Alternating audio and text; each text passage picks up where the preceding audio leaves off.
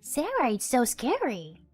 Hey, Sarah, unlike you, Amber is sensitive. You should be kind to her. My husband was kind before we got married. But after we got married and my sister-in-law started coming to visit, he changed. My sister-in-law always makes me the bad guy and hides behind my husband. And my husband gets angry when I don't show love toward my sister-in-law. I was beginning to regret my marriage, as my mother-in-law was the same as my husband. I am Sarah, 32 years old. People around me urged me to get married, and I finally made it happen 6 months ago. I usually work for a company and live with my husband, Mason, who is 3 years older than me. I never really dreamed of getting married. In my department, I am the youngest, and most of the women are in their 40s, and they all spend a lot of time complaining about their husbands during breaks. Some are divorced, and some are single mothers who are having a difficult time.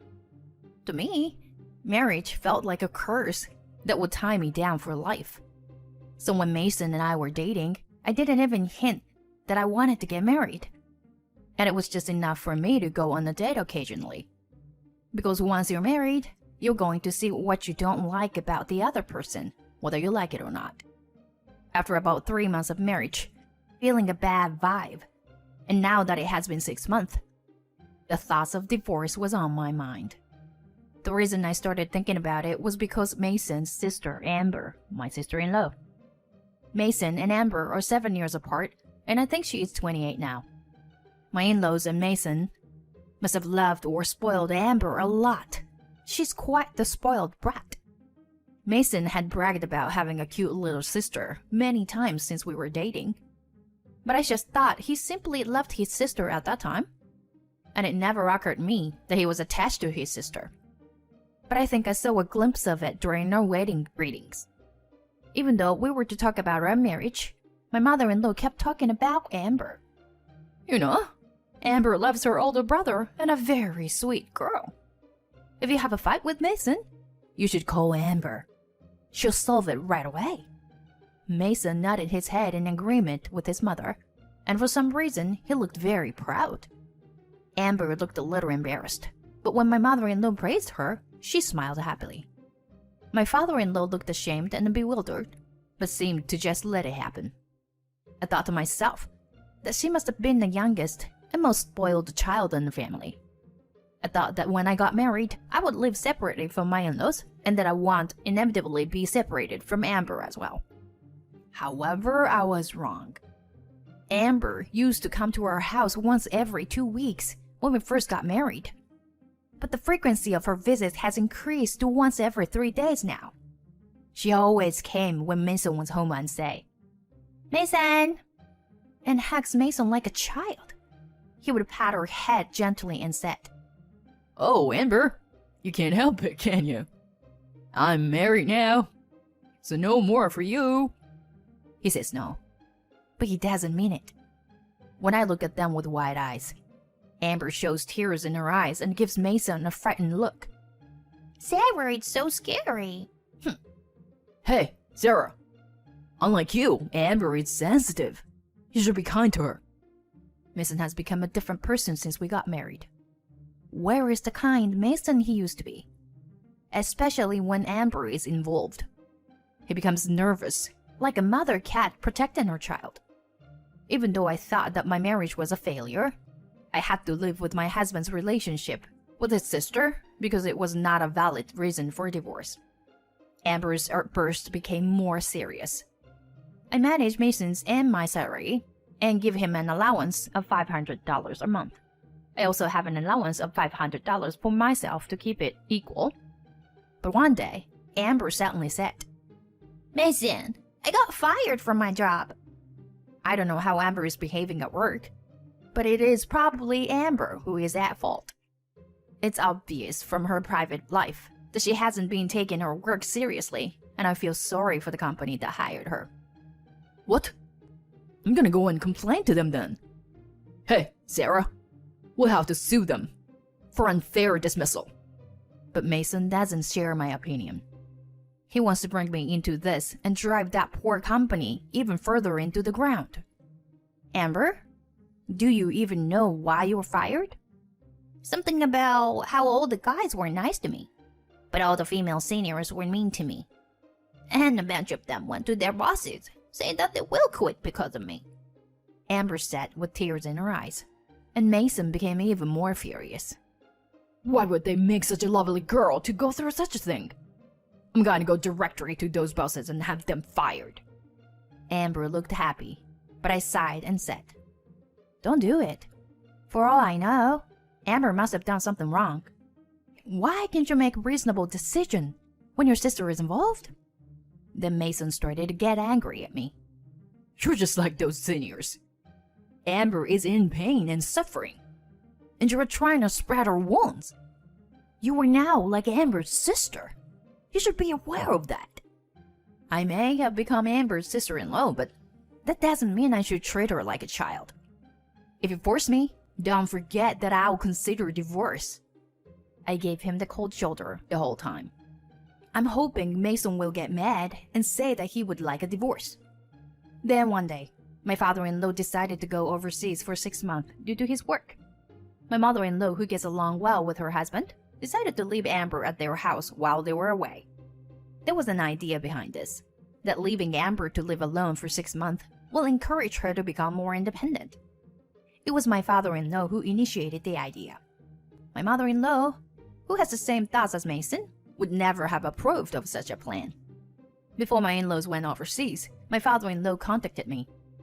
Actually, it's about Amber.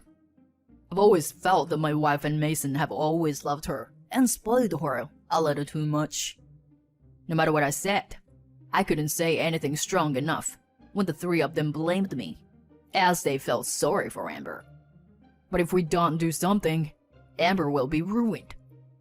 If Amber can live on her own while we are abroad and pay for utilities, she'll understand that the world is a tough place. I nodded in agreement with my father-in-law. Yes, Amber has been spending all of her salary on luxuries, buying only luxury brand items, and I think she has no control of her finances. If she has to live on her own or gets married, I think she will be the one who will have a hard time. I think you're right. I've told Amber to get a job, even if it was a part-time job, and just pay for the utilities. We'll pay the first payment, since the two of us have been using it together, but after that I want to change the payment name to Amber, and have her pay it herself, and be aware of the fact that she is an adult. But I think Amber will turn to Mason if she's in trouble. I would like him to be tough to her if possible, but I don't think Mason can do that. But if you say something harsh to her, I can see Mason getting angry. If you are in any way uncomfortable, you are welcome to go back to your parents' house. My father-in-law asked me very politely. I thought this might be a good opportunity to repair my relationship with Mason. And if it doesn't work out, I decided to consider divorce. As soon as my in-laws went overseas, Amber came crying to Mason, just as I thought she would. Mason, I can't afford to pay their utilities. Please help me. Mason was astonished and called out to me. Hey, Sarah, you should pay for her. You're in charge of the family finances. What? I can't do that. Why should we pay for the 2 household utilities? Besides, your father is trying to get Amber to learn financial skills by having her pay for her living expenses, right? If we help her, it'll be meaningless. You know what? Amber is cute and she's going to marry a rich guy. Amber doesn't need financial skills. That has always been too hard on Amber. He's the one who's wrong. I was too dumbfounded to say anything. My values are too different from theirs. I felt like maybe I could understand people from other cultures better than them. We're from the same country and speak the same language, but if we can't reason with each other, it's not worth talking about anything anymore. With this in mind, I stopped saying anything about Amber from then on. Whether Amber came over to Mason's house every day and was spoiled, or whether she gradually brought her belongings into the house and started living in Mason's room, I decided to ignore them and live by myself. In other words, I started doing only my share of the housework. Then Mason started getting angry. Why don't you do the chores? You're out of your mind. Cute Amber is having a harder time. No, I'm the one who is having a hard time. You're so busy with Amber that you don't do your share of housework anymore. Amber doesn't even look for a job. She just lounges around all day and asks for an allowance. How old is Amber? She's not a child. She was a working adult until she got fired, right? It's you who is ruining Amber. You're spoiling her so much that you're turning her into a child who can't do anything. I was so angry that I blurted out the truth, what I had been feeling for a while now. But just as I thought, that logic doesn't work with Mason. Why not? Amber doesn't have to do anything. Unlike you, she's pretty and sensitive. Then maybe you should marry Amber. Talking to Mason is not constructive. I spoke softly to Amber, the source of the problem. Hey, Amber, do you know it's going to be hard for you? I hope you find a husband who is willing to support you as an old jobless woman. Maybe a rich guy, and somebody like Mason? But the reality is, there's no one like that. And you are the one who will have it hard. I agreed with your father. And I want you to be independent. If you want to stay with us, you're going to have to pay for staying here. If you don't want to do that, then you will have to do all the housework. If you don't want to do that, then go back to your parents' place. You have to be able to earn your own money, at least for utilities. And if you want us to help you, we'll help you at least a little. The only person who can say no to this and no to that are children who are in that kind of phase. Don't you understand that you've been troubling me all along? I said with a smile. But Amber started crying and went to hug Mason again. Mason is constantly berating me and preventing Amber from being independent. After that, I decided to live my life, ignoring these siblings. 2 months after my in-laws went overseas, I received a payment slip for water and utility bills. The mailing name was in Amber's name, but the address was ours. I put them on a table and left them there. I even received a notice that the water supply would stop if the payment is not made. My parents-in-law's house is probably without electricity or gas.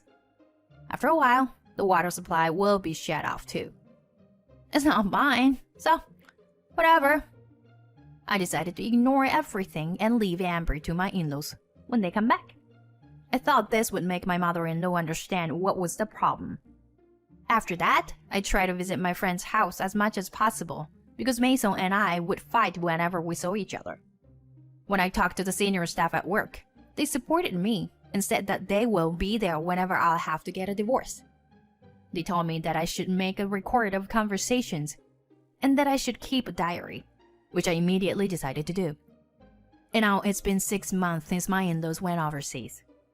The day they returned home was a holiday, and Mason and Amber had gone somewhere, so I was home alone for the first time in a while. Just after noon, the doorbell rang at the apartment. It was my mother-in-law with a furious look on her face. I had a bad feeling about this, as I sent her up to her room. Amber told me that you promised to pay her utilities until she found a job. I can't believe you ignored that, and didn't pay at all. When we came home tired after a long trip, I couldn't believe there was no electricity or water. Are you harassing us? My mother-in-law is just like Mason. I sighed and explained the situation. Amber was staying with us. She was always been very attached to Mason. And even when we were at work, she was always hanging around the house. She doesn't do any housework. She doesn't pay any nursing fees. So why should we have to pay for your utilities? I thought I said the right thing, but of course my mother-in-law didn't understand. You know Amber is our princess, right? Why are you being so hard on her? Like her father. She's sensitive and fragile, and we have to protect her. Is that being a good mother? It means you didn't try to raise your daughter to be a decent adult from the beginning, right? It's Amber who will be in trouble later. If you are a parent, don't you think you should be tough on her now? What do you know about us? Just as my mother-in-law and I were arguing, Mason and Amber came home. Now it's 3 against 1. I was able to leave from my parents' house with the bag I had packed earlier when the doorbell rang. I answered the intercom to find my father-in-law standing there. When I let him in, the first thing he did was to scold Amber. What the hell did you think you were doing? Your mother told me everything. I heard that you had been staying at your brother's and causing trouble for Sarah. Then it was my mother-in-law who responded. No, that's not true. Amber couldn't find a job and asked Mason for help. But Sarah gave her a cold shoulder and didn't want to help at all. Mason took pity on Amber and at least let her stay at home. Sarah said she would pay the utilities, but she didn't. The electricity and water were cut off because of Sarah. I hurried to correct her story. Oh no, that's completely false. I never said I was going to pay it. Yes, the utility bills did arrive at my house. But I put it on the table in front of the sofa, where Amber always lounges, so that she can easily find it. And I told her to pay it properly. I grabbed my voice recorder and played back the words I had said to Amber a while back. Of course, it included Mason's insane statements. Amber crying to Mason after I had told her this, and Mason berating me. It was my father-in-law who was furious. You guys, I knew you were troubling Sarah. Sarah has been so politely admonishing Amber, and you guys just kept blaming Sarah. I don't understand why you were wrong. But my mother-in-law, Mason, and Amber don't seem to give a damn about what my father-in-law says to them. My father-in-law must have been annoyed by those 3 for a long time. He would sigh deeply with a sad face. So I made a suggestion. Should I have someone else listen to this audio and have them tell me what they think of it to get a third-party perspective? If they got upset here, it means that they knew it was their fault while they were putting the blame on me. But my mother-in-law's eyes lit up. That's a great idea. Then let's send it to our relatives and let them make a decision. Mason was nodding his head in agreement, and Amber was also happy about the idea. I was so surprised at their attitude that I wondered if my relatives were thinking the same way as my mother-in-law and Mason. But my father-in-law smiled gently to reassure me, and I relaxed a little. To the end, no matter who I asked, all they had to say was that they blamed my mother-in-law. But still, my mother-in-law refused to give up her opinion. So my father-in-law contacted my mother-in-law's mother. My mother-in-law didn't want this and was avoiding my grandmother-in-law, but my father-in-law insisted. She clearly sounded disappointed as we talked to her over the phone. You've always been too protective of Amber. Haven't I told you many times in the past? Nothing good can come from spoiling a child. I know I was too hard on you. And because of that, you thought you would raise her nicely, but what good is that? If she doesn't turn out to be a decent adult, I'll re-educate her from the ground up, so you can send Amber over to me. My grandmother-in-law finally gave her a stern talking to, and my mother-in-law couldn't seem to resist. So they were to leave Amber at her house for a while. Mason was still not convinced, and I had long since given up on him. I want a divorce after all. What you've done and said may not be grounds for divorce, but they were grounds enough for divorce for me. I don't want you in my life again, I told Mason. Mason started yelling and complaining to me. So I told him that it would be better for both of us if we got a divorce. So we went to the city office together and filed the divorce papers. My parents were very opposed to me getting a divorce. They ambushed me in front of my office and tried to persuade me to reconsider. I told my company about the situation, and they transferred me to a new position. And I started living alone far away from my parents' house. My parents occasionally contacted me, recommending to get back together with Mason. But they were not worried about me. They just don't want people to look at them with a jaundiced eye because they have a divorced single daughter over 30 years old. If they really cared about me, wouldn't they be sympathetic to me after having my life ruined by a sister-spoiling man? Thus, I try to not contact my parents as much as possible and protect my private life. Marriage is not just about you and the person you love.